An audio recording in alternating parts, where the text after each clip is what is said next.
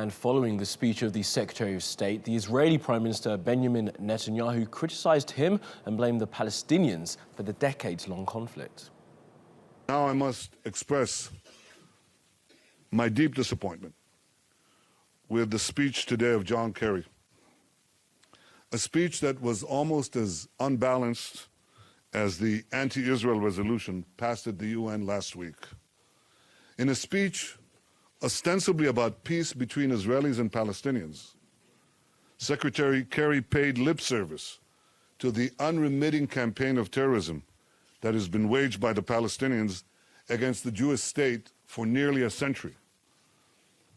What he did was to spend most of his speech blaming Israel for the lack of peace by passionately condemning a policy of enabling Jews to live in their historic homeland and in their eternal capital, Jerusalem.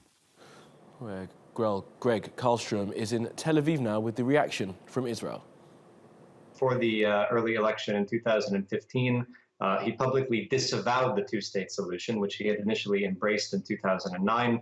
And in 2015, before the election, he said he would never create a Palestinian state if he was reelected as prime minister. Since then, he's gone back on that statement again. But he's reluctant to mention it. He's reluctant to talk about the peace process because he's constantly worried about political challenges from his right, from people like Naftali Bennett, the head of the pro-settler Jewish Home Party, who believes Israel should annex a large portion of the West Bank. Netanyahu thinks much of his right-wing base does not believe in the two-state solution. Polls bear him out, and so it's something he generally tries to avoid. Well, for the reaction from the Palestinians, Mohamed Alami is in Ramallah. Well, the Palestinian Authority really relying on the last 15 minutes of Obama administration time, where they said he still have the presidency efforts, he still have the diplomacy to do whatever he can to push towards the two-state solution. Now, the Palestinian Authority have started their leadership meeting about an hour ago to discuss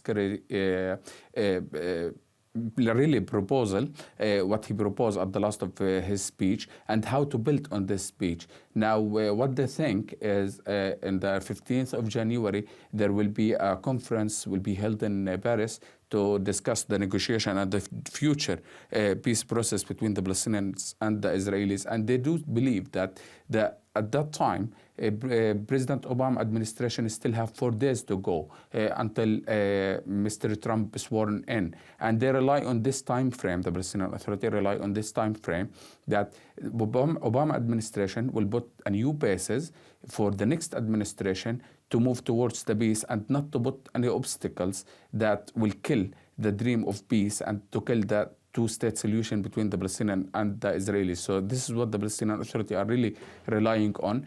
What I heard earlier today, that the Palestinian Authority are proposing a new proposal to be submitted to the United Nations as a resolution to put a new basis to the negotiation between the Palestinians and the Israelis based on the international, the United Nations laws, that 242, 193, and the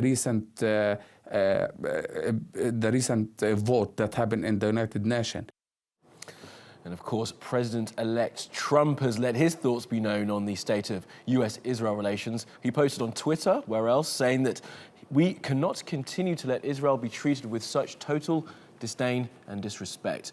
They used to have a great friend in the US, but not anymore. The beginning of the end was the horrible Iran deal, and now this.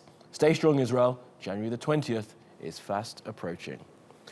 Well, Benjamin Netanyahu tweeted back thanking Trump for his, quote, warm friendship and clear-cut support.